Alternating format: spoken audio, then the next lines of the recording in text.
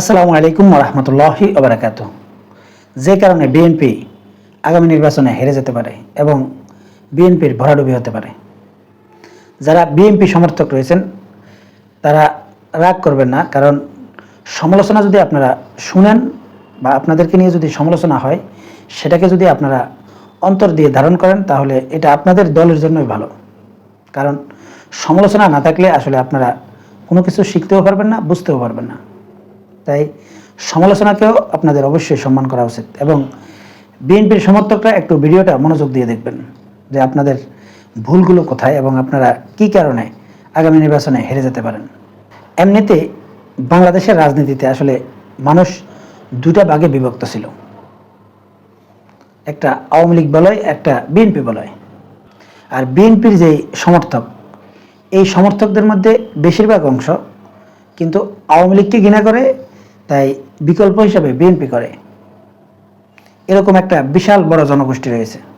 তাই যেহেতু আগামী নির্বাচনে জামাত সহ ইসলামিক দলগুলো আলাদা নির্বাচন করছে, তাই ইসলামিক দলগুলোর মধ্যে বিশেষ করে কৌমিপন্থী যেই ভোটাররা রয়েছেন এবং জামাতপন্থী যেই ভোটাররা রয়েছেন, আবার আহলে হাদিসপন্থী যে ভোটাররা রয়েছেন, এই ভোটাররা কিন্তু নিশ্চিতভাবে জামাতকে ভোট দেবে এবং জামাতের যেই একটা শক্তি রয়েছে এবং যে একটা নির্দিষ্ট সমর্থক রয়েছে, তারাও কিন্তু বিএনপি থেকে মাইনাস হয়ে যাবে।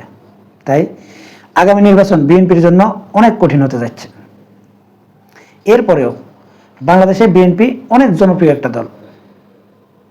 শহীদ প্রেসিডেন্ট জিয়াউর রহমানের আদর্শে যে দলটা ছিল, এই দলের প্রতি বাংলাদেশে বিশাল একটা জনগোষ্ঠীর কিন্তু সমর্থন রয়েছে এবং সেই সমর্থনটা আসলে ছোটোখাটো সমর্থন নয়, অনেক বড় সমর্থন। কিন্তু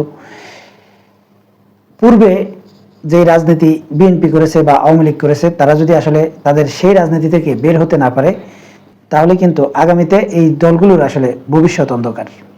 কারণ মানুষ কিন্তু আগের মতো নেই।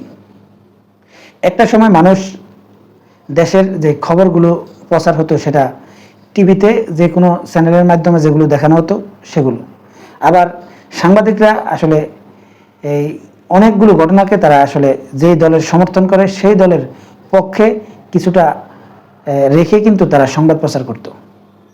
আর মানুষ কিন্তু এই সংবাদগুলো খুব একটা দেখতো না, আর দেখলেও উপস্থিত যখন টিভিতে প্রচার করা হতো সে সময় তারা যতটুকু সম্ভব ততটুকু দেখত। কিন্তু বর্তমান কিন্তু সোশ্যাল মিডিয়ার যুগ এবং প্রত্যেকের হাতে কিন্তু স্মার্টফোন রয়েছে। তাই একটা ভিডিও যখন আপলোড হয়, সেটা সে 10 দিন পরে হোক, 15 দিন পরে হোক, 1 মাস পরে হোক, তাদের সামনে ঘুরে ফিরে কিন্তু এই ভিডিওগুলো যায় এবং তারা কিন্তু দেখে। অতএব আগের যেই অবস্থান এবং আগের যে অপকর্মগুলো, এগুলো মানুষের সামনে ভালোভাবে না পৌঁছালেও বর্তমান সময়ে মানুষের কাছে এটা কিন্তু পৌঁছে যাচ্ছে এবং মানুষ কিন্তু ভালো মন্দ বিচার করার মতো আসলে সেই সুযোগটাও পাচ্ছে। অতএব বর্তমান সময়ে যে কর্মকাণ্ডগুলো করা হয়, এই কর্মকাণ্ডগুলো অবশ্যই বিএনপি নেতাদের সাবধানে করতে হবে। এবার আসি মূল আলোচনায়। কি কি কারণগুলো আসলে বিএনপিকে আসলে অজনপ্রিয় করে তুলছে এবং বিএনপির ভরাডুবি হতে পারে আগামী নির্বাচনে। 1 নম্বরে যেটা আমি রাখবো সেটা হচ্ছে বিভিন্ন জায়গায় তারা চাঁদাবাজি করছে এবং বিগত আওয়ামী লীগের সময় আওয়ামী লীগের যেসব নেতারা ছিল বা যারা চাঁদাবাজি করতো, দখলবাজি করতো, টেন্ডারবাজি করতো, তারা কিন্তু অনেকটা স্ট্যান্ডার্ড ছিল। এটা সাধারণ মানুষ খুব একটা দেখতো না। যেমন যে কোনো একটা টেন্ডার হয়েছে, সেই টেন্ডারটা আওয়ামী লীগের নেতারা জোরপূর্বক হোক আর যে কোনো কৌশলে তাদের নিয়ন্ত্রণে নিয়ে নিত এবং স্বাভাবিকভাবে তারা এমনভাবে সেটাকে আসলে নিয়ন্ত্রণ করত যে সাধারণ মানুষ বুঝতেই পারতো না আসলে এই কাজগুলো কারা করছে, কিভাবে করছে, কিভাবে নিচ্ছে। কিন্তু বর্তমান সময়ে বিএনপির প্রচুর নেতারা সরাসরি ওপেন ডিক্লেয়ার দিয়ে কিন্তু এই চাঁদাবাজিগুলো করছে এবং সেটা সোশ্যাল মিডিয়ায় খুব দ্রুত ভাইরাল হয়ে যাচ্ছে।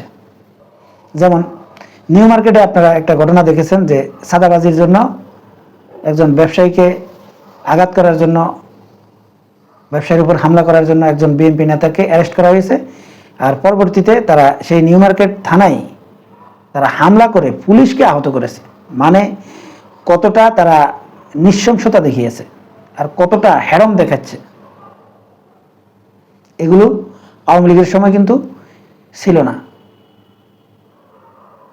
এটা বিএনপি নেতাদেরকে মাথায় রাখতে হবে। আর আওয়ামী লীগের বিগত 16 বছরে এরকম ঘটনা আপনারা কখনোই দেখেননি, অতএব সেটা কিন্তু বিএনপি দেখাচ্ছে। আবার গাজীপুরে আপনারা দেখলেন যে ওপেন কিভাবে তারা মাইক দিয়ে ঘোষণা দিয়ে তারা চাঁদাবাজি করছে।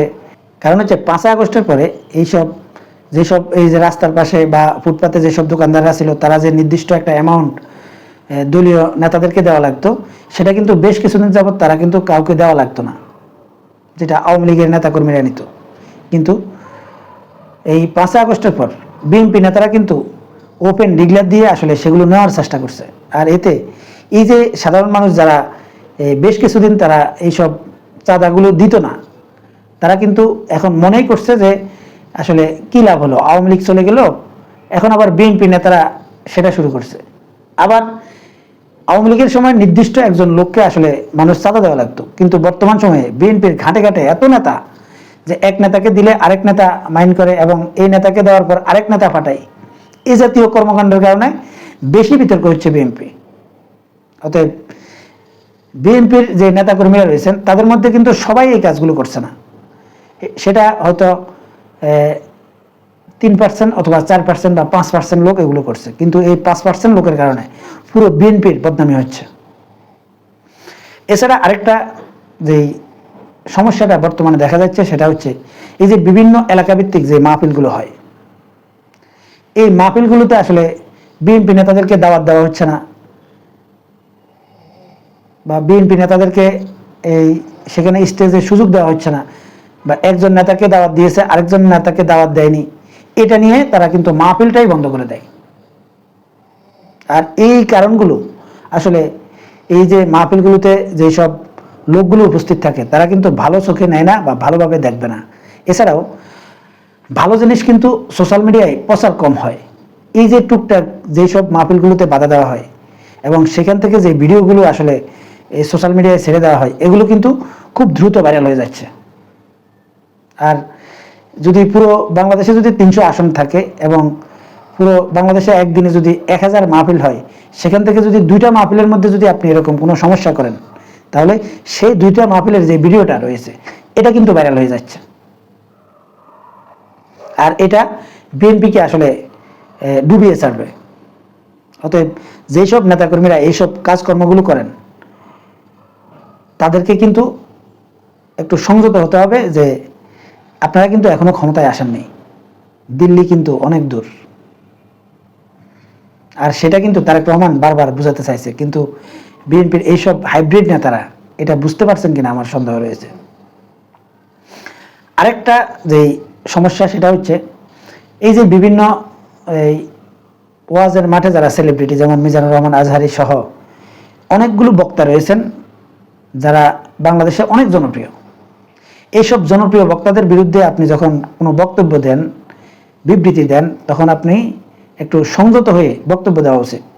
এই যে ইসলামের রাজনীতি নেই, এমনকি আপনারা এমন কিছু ব্যাখ্যা, ইসলামের ব্যাখ্যা আপনারা উপস্থাপন করেন, বা বিএনপির কিছু নেতারা এমন কিছু ব্যাখ্যা উপস্থাপন করেন শুধু তাদের নিজেদের স্বার্থে। এই ব্যাখ্যাগুলো দিতে গিয়ে আসলে বাংলাদেশের যারা ইসলাম প্রিয় মানুষ রয়েছে তাদের কাছে কিন্তু তারা বিতর্কিত হচ্ছে এবং পুরো বিএনপিটাকেই বিতর্কিত করে দিচ্ছে। যেমন আপনি ইসলাম সম্পর্কে ভালোভাবে জানেন না, বুঝেন না, আপনি কিন্তু ওয়াজ করা শুরু করছেন, এবং এই যে জনপ্রিয় যেসব সেলিব্রিটি বক্তারা রয়েছেন তাদের বিরুদ্ধে বিষোদ্গার করতে গিয়ে আপনি পুরো ইসলামের বিষয়কে আপনি বিতর্কিত করে দিচ্ছেন, এবং এটার কারণে আপনারা কিন্তু বিএনপির ক্ষতি করছেন। হয়তো আপনি মনে করছেন যে আপনার নিজের স্বার্থে আপনি হয়তো সেটা করছেন। কেন বললাম নিজের স্বার্থে? যেমন বিএনপির কিছু নেতা যেমন হারুন এবং ফজলুর রহমান সহ এই যে কিছু নেতা কিন্তু এইসব সেলিব্রিটি যে বক্তারা রয়েছেন এই বক্তাদের বিষোদ্গার করছেন। এর কারণ হচ্ছে তাদের যে আসনগুলো রয়েছে এই আসনগুলোতে আসলে এই জামাতের বা ইসলামপন্থীদের হেভিওয়েট নেতা আছে।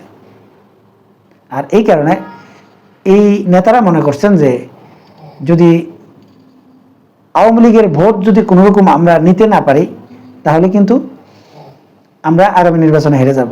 এখন আপনারা 4-5 জন লোক যদি নিজেরা হেরে যাওয়ার ভয়ে যদি এরকম বক্তব্য দেন, সেটা কিন্তু পুরো বাংলাদেশের আরও যে বিএনপির নেতারা রয়েছেন তাদের ভোটেও কিন্তু প্রভাব ফেলে। কারণ এখন সোশ্যাল মিডিয়ার যুগ, আপনাদেরকে সেটা বুঝতে হবে এবং সেটা কিন্তু সতর্কতার সাথে আপনাদেরকে এই হ্যান্ডেল করতে হবে। কারণ এই যে মিজানুর রহমান আজহারীর মাহফিলে প্রায় 20 থেকে 30 লক্ষ মানুষ নাকি হয়, এখন এই 30 লক্ষ মানুষ কি আসলে সব জামাতের ভোটার? আসলেই না, সেখানে বিএনপির ভোটার আছে, আওয়ামী লীগের ভোটার আছে, জাতীয় পার্টির ভোটার আছে, অন্যান্য মানুষের ভোটার আছে। কারণ বাংলাদেশের মানুষ ভোট কোন দলকে দিবে সেটা হচ্ছে পরের বিষয়, কিন্তু তারা কিন্তু ধর্মীয় দিক দিয়ে একটু আবেগপ্রবণ হয়। তারা ধর্মকে কতটা প্র্যাকটিস করে সেটা ভিন্ন ব্যাপার, কিন্তু তারা ধর্মের দিকে একটু আবেগপ্রবণ। অতএব আপনারা তাদের বিরোধিতা করতে গিয়ে নিজের দলের যে লোকগুলো আছে বা আপনাদের যে সমর্থকগুলো আছে এদেরকেও আপনারা বিরক্ত করছেন। অতএব এই কাজগুলো অবশ্যই বিএনপি নেতাদেরকে ছেড়ে দিতে হবে। এছাড়া আরেকটা যে বড় প্রবলেম সেটা হচ্ছে যে বিএনপির যেসব 5% বা 2%, 1% যেসব নেতারা আসলে এই যে চাঁদাবাজি দখলবাজি করছে, এই লোকগুলোকে আসলে কেন নিয়ন্ত্রণ করা যাচ্ছে না? এর মূল কারণটা হচ্ছে যে কমিটি দেয়, এই কমিটিগুলো তারা টাকার বিনিময়ে দেয়। এখন এলাকায় যারা আসলে ত্যাগী নেতা রয়েছেন বা সত্যিকার অর্থে যারা যোগ্য ব্যক্তি, এই যোগ্য ব্যক্তিরা কখনো আপনার টাকা দিয়ে কোনো দলের পদ পদবি নেবে না। অযোগ্যরাই কিন্তু এই টাকা দিয়ে পদ পদবি নিতে চায়। এবং অযোগ্য কেন বললাম, ধান্দাবাজ প্রকৃতির যারা রয়েছেন তারা কিন্তু এই কমিটি হওয়ার জন্য টাকা খরচ করবে, কারণ টাকা দিয়ে সে কমিটি হবে, তারপর সে এলাকায় চাঁদাবাজি ধান্দাবাজি টেন্ডারবাজি এগুলো করবে। অতএব আপনি যদি টাকা ছাড়া একদম ফ্রেশ ইমেজের লোকদেরকে যদি কমিটিতে রাখেন এবং কমিটি দেন, তাহলে কিন্তু এই যে চাঁদাবাজিগুলো হচ্ছে, যে ধান্দাবাজিগুলো হচ্ছে, এগুলো হবে না। অতএব আগের ধাঁচে বিএনপি যদি আসলে রাজনীতি করে তাহলে কিন্তু বিএনপির ভবিষ্যৎ খুবই খারাপ, কারণ মানুষ অনেকটাই সচেতন। আপনাদেরকে মনে রাখতে হবে যে আগামী নির্বাচনে যদিও আপনারা কোনোরকম টিকেও যান বা ক্ষমতায়ও যান, এই কর্মকাণ্ড করার পরেও কিন্তু তারপরে নির্বাচনে কি করবেন? শুধু 5 বছরের জন্য কি আপনারা ক্ষমতায় আসবেন? একটু মাথায় রাখতে হবে, আগামী নির্বাচনে বিএনপি যদি ক্ষমতায় আসেও, বিএনপির জন্য 5 বছর রাষ্ট্র পরিচালনা করা অনেক চ্যালেঞ্জিং হবে। এবং সেই চ্যালেঞ্জটা মোকাবিলা করে যদি এর পরবর্তীতেও যদি বিএনপি যদি তাদের জনপ্রিয়তা ধরে রাখতে না পারে, তাহলে বিএনপি নামক দলটার অস্তিত্ব কোথায় যাবে আপনারা কল্পনাও করতে পারছেন না। হয়তো অনেকে মনে করেন আমরা রাজনীতি কম বুঝি। আমরা রাজনীতি বুঝি না না বুঝি সেটা আগামী নির্বাচনে আপনারা টের পাবেন। দিবা স্বপ্ন দেখে লাভ নাই, বাস্তবতাকে আপনাদেরকে বুঝতে হবে। আমি ব্যক্তিগতভাবে এই খালেদা জিয়া এবং জিয়াউর রহমানকে অত্যন্ত পছন্দ করি। তার অনেকগুলো কারণ রয়েছে, এবং খালেদা জিয়ার যে রাজনীতি এবং খালেদা জিয়ার যে ব্যক্তিত্ব, এটাকে আমার পছন্দ হয়। কিন্তু তারেক রহমান বা খালেদা জিয়ার দলের যে নেতাকর্মীরা রয়েছে, যেসব কর্মকাণ্ডগুলো করছে, এগুলো কিন্তু আমাদের পছন্দ না। এই যে তারেক রহমান বক্তব্য বিবৃতি দিচ্ছেন, বিভিন্ন কমিটি ভেঙে দিচ্ছেন, আপনারা বুঝতেছেন না। তারেক রহমান বুঝাতে চাইছে যে আগামী নির্বাচন অনেক কঠিন হবে, বুঝতেছেন না। বুঝতে পারবেন নির্বাচনের সময়। 5 আগস্টের পর বিএনপির কিছু নেতা শুধুমাত্র আমার সাথে যে ব্যবহারগুলো করেছে, এটাও যদি আপনাদেরকে বলি তাহলে আপনারা বুঝতে পারবেন যে আসলে বিএনপি কোথায় যাচ্ছে, কি করছে। আমি এখন হয়তো বললাম না, কিন্তু পরবর্তীতে বলবো যে বিএনপির কিছু নেতা আমাদের সাথে বা আমার সাথে কি কি আচরণগুলো করেছে 5 আগস্টের পরে। এই খুব অল্প দিনের মধ্যে হয়তো আমি আপনাদেরকে সেটা উপস্থাপন করব এবং প্রমাণ সহ। আমি ব্যক্তিগতভাবে মনে করি যে তারেক রহমান এবং খালেদা জিয়া সন্ত্রাস চাঁদাবাজদেরকে আসলে প্রশ্রয় দেয় না বা দিতে চায় না। 2001 সালে যখন বিএনপি ক্ষমতায় আসে, তখন এই যে র্যাব বের করে যে ক্রস ফায়ারগুলো দেওয়া হয়েছে, এগুলো কাদেরকে দেওয়া হয়েছিল? সব বিএনপি নেতাদেরকে, এই বিএনপির সন্ত্রাসীদেরকে, বিএনপির চাঁদাবাজদেরকে। কারণ বিএনপি ক্ষমতায় আসার পর তারা তাদের এইসব লোকদেরকে নিয়ন্ত্রণ করতে পারছিল না। তাই র্যাব বের করে নিজের দলের লোককে কিন্তু ক্রস ফায়ার দিয়েছিল। মাথায় রাখবেন, ব্যক্তির চাইতে দল বড়, দলের চাইতে দেশ বড়। অতএব তারেক রহমান তার দলকে বাঁচাতে যে কাউকে বলে দিয়ে দিতে পারে। হয়তো এখন সুন্দর ভাষায় বলছে, কিন্তু এই 2001 সালে বিএনপির নেতাদেরকে কিভাবে ক্রস ফায়ার দেওয়া হয়েছে এটা আমাদের নিজের চোখে দেখা। আমাদের পরিচিতদের মধ্যে অনেককেই ক্রস ফায়ার দেওয়া হয়েছে, আমার পরিচিত এবং আমার সাথে ঘনিষ্ঠতা ছিল এমন লোককেও ক্রস ফায়ার দেওয়া হয়েছে। অতএব একটু ভেবেচিন্তে এইসব সাদাবাজি রংবাজি এগুলো করবেন। তারেক রহমান বলেছেন যে আমি এই সাদাবাজদেরকে শেল্টার দেব না, বাস্তবে দেবে না। কারণ 2001 সালে এই বিএনপি ক্ষমতায় আসার পর যে র্যাব বের করার পরে যে ক্রস ফায়ারগুলো দিয়েছে, এর ইতিহাসগুলো একটু পড়ে দেখবেন, তখন বুঝতে পারবেন যে তারেক রহমান তার দলকে বাঁচানোর জন্য কি কি করতে পারে। আসলেই শেল্টার দেবে না। অতএব যারা এইসব অপকর্মগুলো করছেন সাবধান হয়ে যান। এবং সত্যিকার অর্থে যদি দেশের জন্য, মানুষের জন্য যদি রাজনীতি করার খেয়াল থাকে তাহলে রাজনীতি করেন, না হয় অন্য কোনো কাজ করেন। কারণ আগামীর বাংলাদেশে রংবাজি, চাঁদাবাজির রাজনীতি থাকবে না মনে হচ্ছে, সেটার দিন ফুরিয়ে গেছে। অতএব ভালোবাসা দিয়ে মানুষের মন জয় করার চেষ্টা করুন এবং ভালোবাসার রাজনীতি করার চেষ্টা করুন। সম্মানিত দর্শক, এখনকার মতো এই পর্যন্তই। আল্লাহ হাফেজ।